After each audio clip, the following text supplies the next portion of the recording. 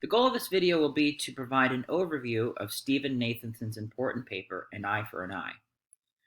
This paper aims to do two things. It provides a really nice account of the idea of punishment and questions about what justifies punishment, and then it also looks at the specific question of the death penalty. All right, so in the background of this discussion is the more abstract and basic question, just what justifies the state to inflict some punishment or another on a citizen? So where does the state get this powerful authority to inflict pain and suffering on specific citizens? After all punishments involve some violation or another of a person's freedom. So for example, jail time involves a reduction of liberty, and fines involve a reduction in property. Or being labeled a criminal, like a sex offender, involves a harm to one's reputation. And in different ways, but important ways, each of these takes away something from the citizen. It takes away their freedom, their ability to move about. It takes away their reputation, so their ability to establish careers, for example. Fines reduce one's capacity to make financial decisions or to pursue their goals or ends. So where does the state get this authority? When we look to answers to that question, we look at theories of punishment. So theories of punishment aim to explain why the state is justified in punishing by explaining the overall goal of punishment. Now, I think many of you will find it plausible to think that theories of punishment can overlap. This might be right. So there might be multiple reasons the state is justified in punishing because there might be multiple goals of punishing. I think contemporary states often have multiple ideas in mind for the reason why the state can justify punishing. So let's just take a moment here and reflect. Why do you think the state is justified in punishing? What do you think the goal of punishment is?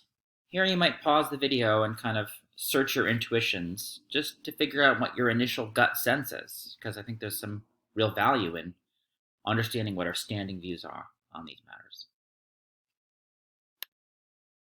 Okay, so what I want to do is provide a look at three of the major theories of punishment.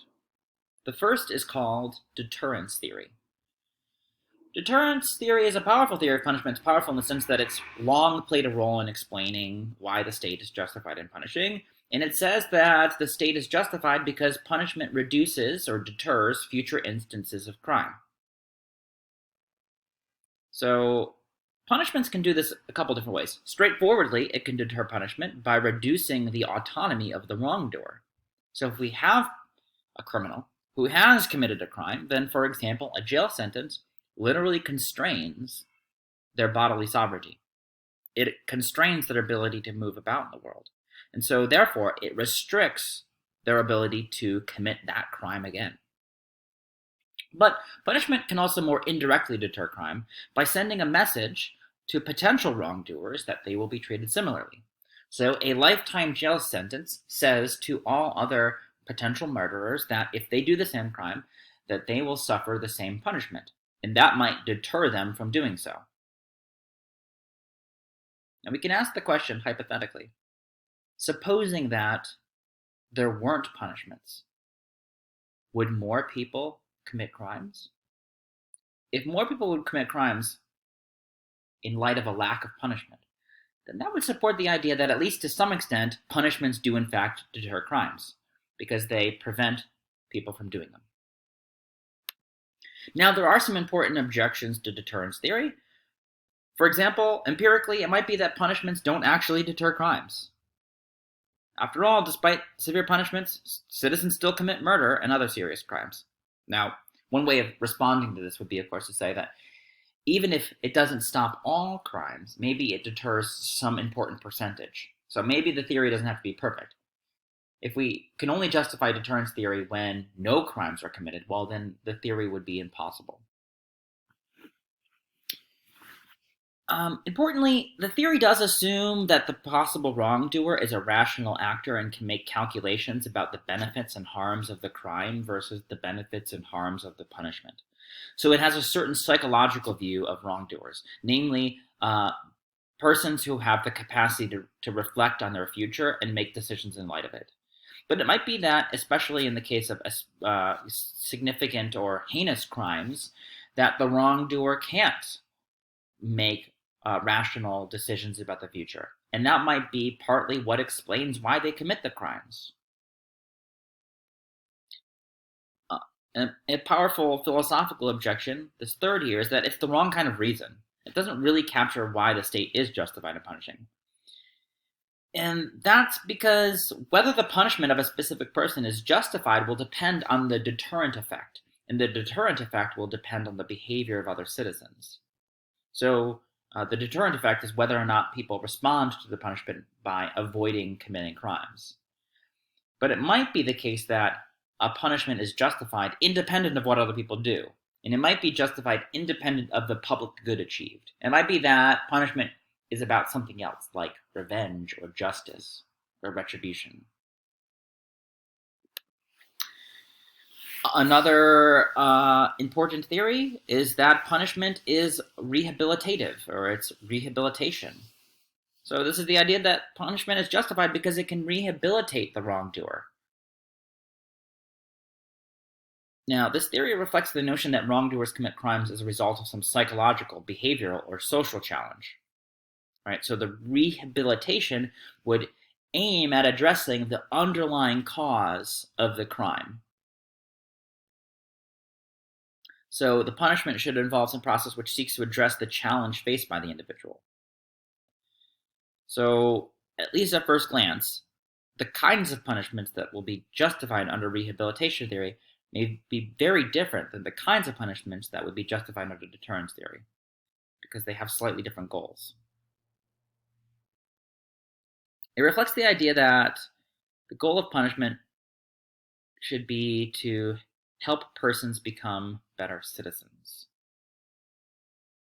So many harsh punishments seem to do the opposite, right? Solitary confinement seems like a bad form of punishment, in part because it makes it just less possible that that person can be whole again, and therefore can function as a normal citizen.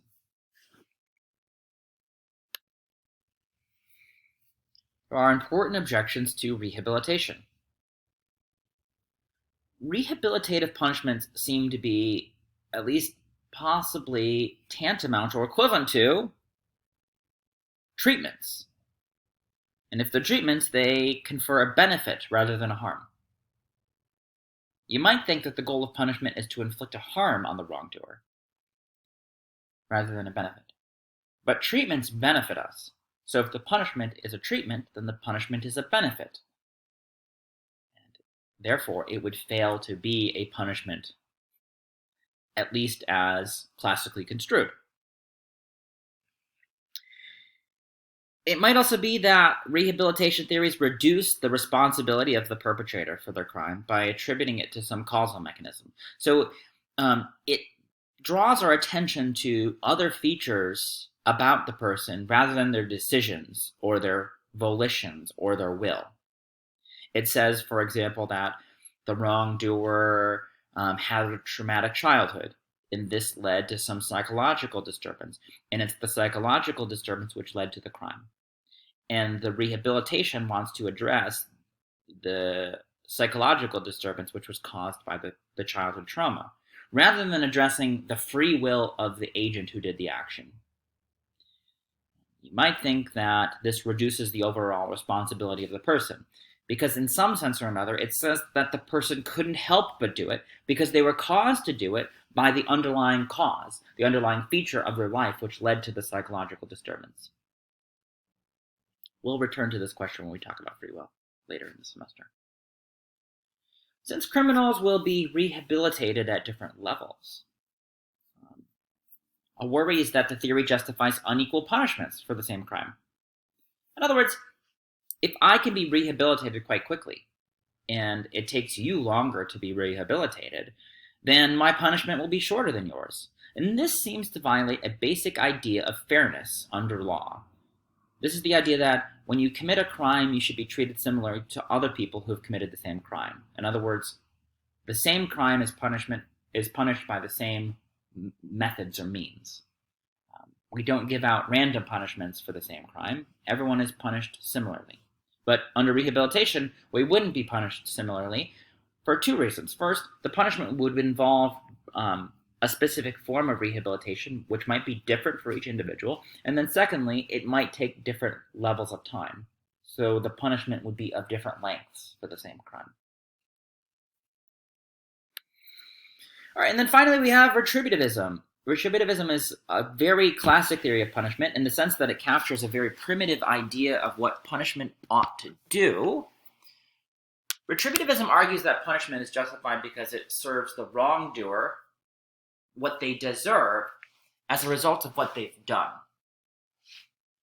So it captures the sentiment that punishment provides revenge or satisfies the desire for justice. This is what's primitive about it. It satisfies perhaps a basic instinct to see someone else suffer once they've inflicted suffering. Importantly, at the conceptual level, retributivism opposes deterrence theory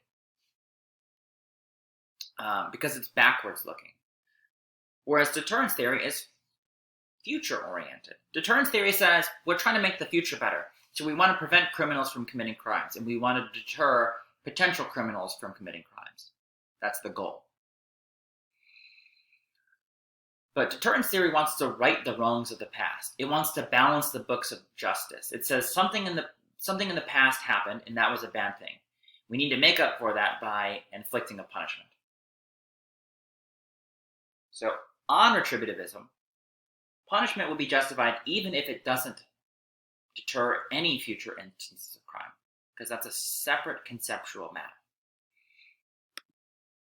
All right, so in this paper, Nathan is going to evaluate whether the death penalty is a justified form of punishment, but he does so through a specific lens. He's going to evaluate whether retributivist arguments in favor of the death penalty are successful. So he's going to review various forms of retributivist thought and explore whether they're able to justify the death penalty. And he's going to try to show that each form of retributivism that he considers faces a conceptual challenge in justifying the death penalty. So, crucially, this is not a comprehensive account, because, for example, he doesn't fully explore whether deterrence theory can justify the death penalty.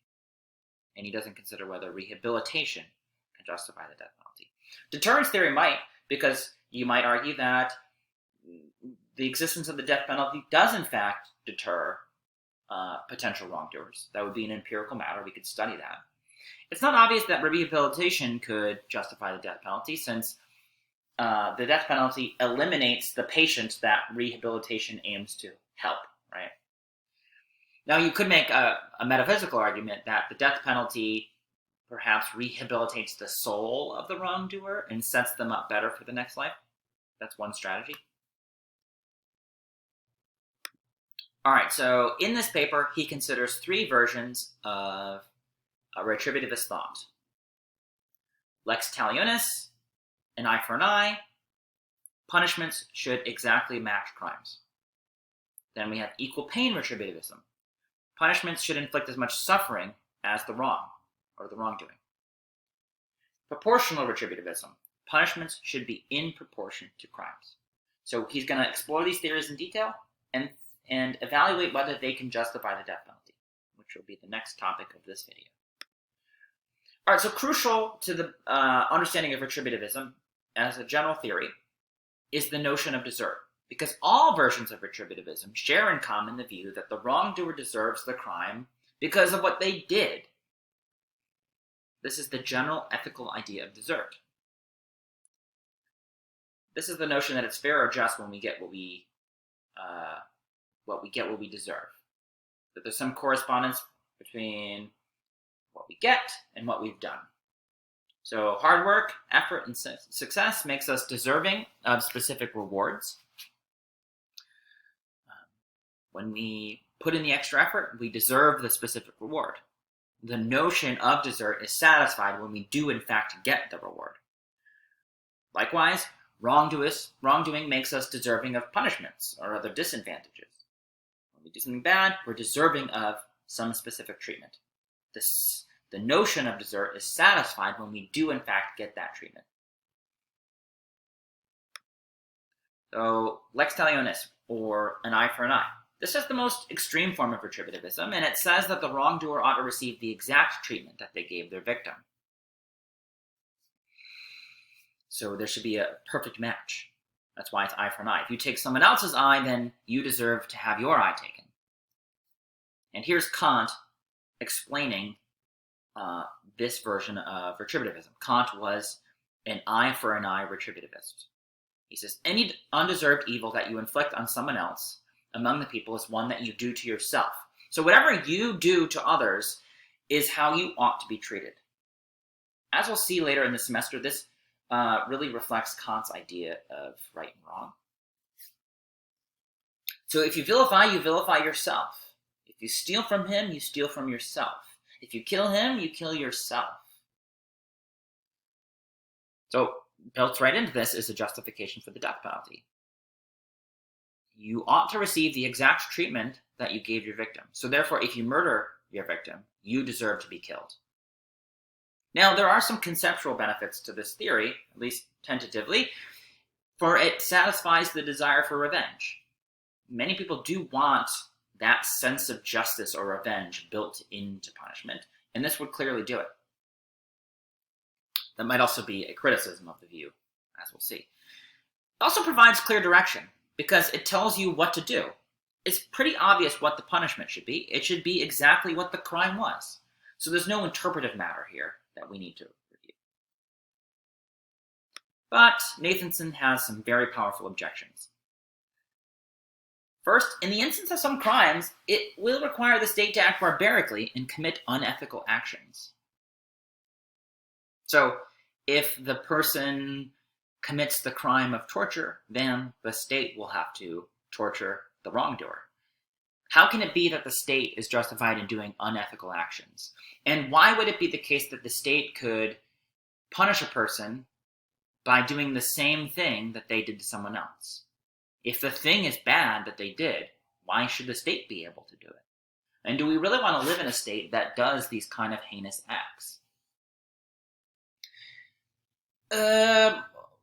More conceptually problematic is that in some cases it doesn't provide any guidance at all.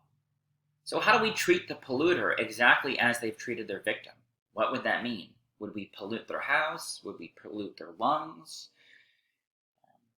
Who is the victim, in other words? And just what was the wrong done to that victim? So there are many crimes, more generally, which don't seem to have a specific victim, or if they have a victim, it's not something that the state can do. So Nathanson has this example of an airline hijacker. How do we treat the airline hijacker just as they've treated their victims? Do we put them in a plane and hijack their airliner? That doesn't make any conceptual sense. And then finally, Nathan's going to say, since these two objections are so powerful, it doesn't provide an adequate theory of why we ought to punish in all instances. In other words, the theory doesn't explain wholesale why the state should inflict specific punishments. Because firstly, it recommends unethical treatment, and secondly, it can't even tell us how to treat certain criminals because it can't provide clear guidance. So it's not an adequate theory of punishment on the whole. Since it's not an adequate theory of punishment on the whole, it can't serve as a justification for just the death penalty. So it's not an adequate theory. So on Nathanson's account, eye for an eye retributivism can't be the reason why the state is justified in punishing, because it doesn't provide an adequate account of why the state is justified in punishing in all instances. We might try to avoid some of these criticisms by taking up a slightly different version of retributivism, what I'm calling equal pain retributivism. Equal pain retributivism says that the wrongdoer should experience as much suffering as their victim. And this is proposed in order to avoid the excesses of lex talionis, or an eye for an eye.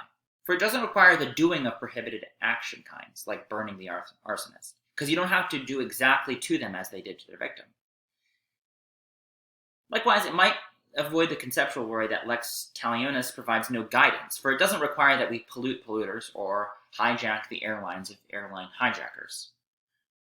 We just have to make sure that they suffer as much as their victim did. We don't have to do to the wrongdoer just what they did to their victim. But there are objections here.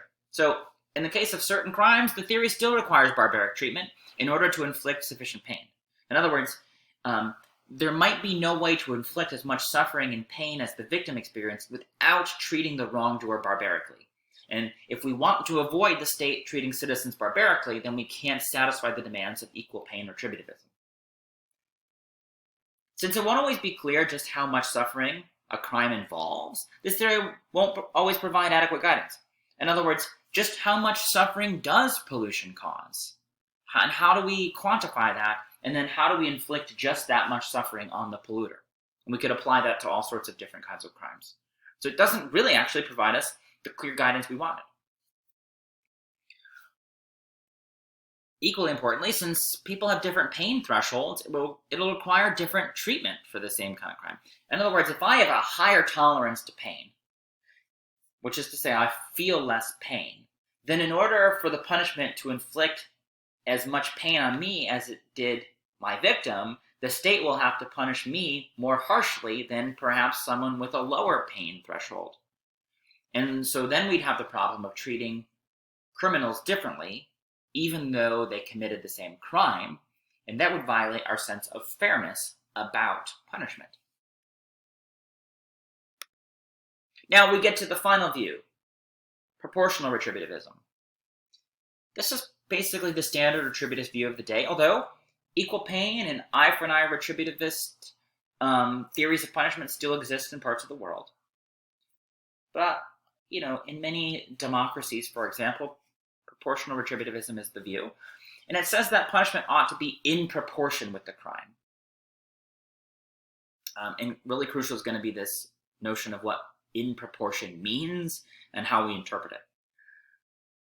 Nathanson gives us a suggestion of how this would work. He says, we can achieve proportional retributivism by creating a list of crimes and ranking them from most to least severe. Right? So maybe the least severe crime is violating parking rules, and maybe the most severe crime is murder, or certain kinds of murder. We then make a list of ethically permissible punishments and likewise rank them. Now, the phrase ethically permissible punishments is built into this, crucially, in order to avoid the excesses of eye for an eye retributivism. So if we want proportional retributivism to survive the objections to eye for an eye retributivism, and if one of the objections to eye for an eye retributivism is that it requires the state to engage in unethical treatments, then we'll have to eliminate from our list of permissible punishments those punishments that we think an eye for an eye retributivism would recommend and would be unjustified. So, for example, maybe torture can't be on the list since it's not an ethically permissible form of punishment. So we would make a list of just those punishments which we view as ethical and rank them from most severe to least severe.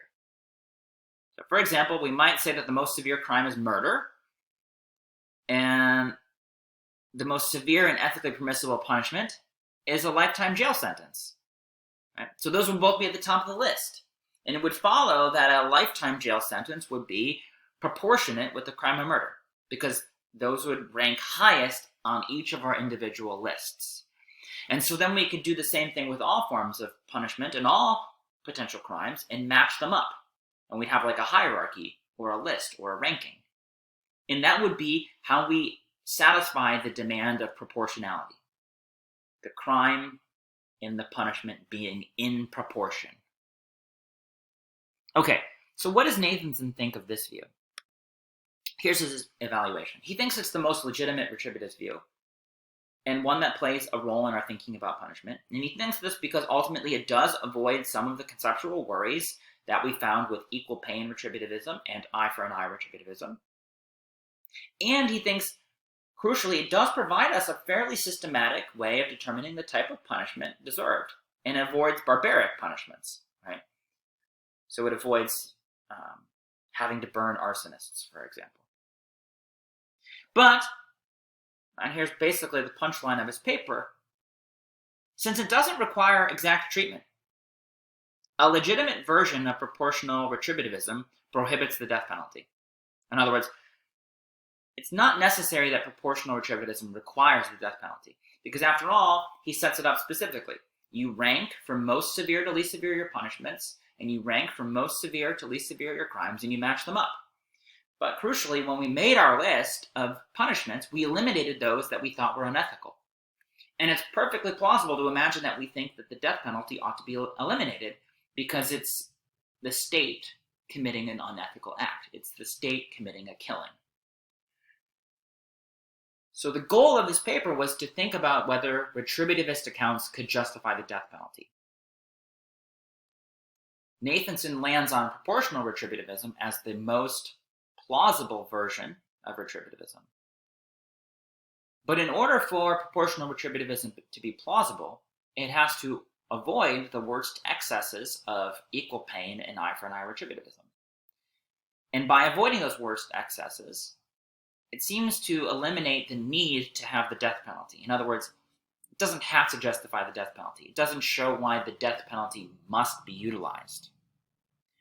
So he doesn't think that ultimately the most legitimate form of retributivism needs the death penalty as a form of punishment. All right, just a quick review. There are three major theories of punishment. Deterrence theory. Punishment ought to deter crime. It's justified because it does so. Rehabilitation ought to help the wrongdoer become a normal functioning citizen again. And retribution. Retribution is the idea that the punishment gives the wrongdoer what they deserve. It exacts revenge. It satisfies the demand for justice. Nathanson in his paper considers versions of retributivism and evaluates their coherence. And he argues that they are variously incoherent. They don't justify the death penalty. Finally, he argues that the most coherent version of retributivism doesn't require the death penalty. In other words, the best version that we can come up with, which captures the sentiment of retributivist thought, but which avoids the problems of retributivism, won't require the death penalty. In other words, we can imagine a version of proportional retributivism which has as the most severe punishment a lifetime jail sentence.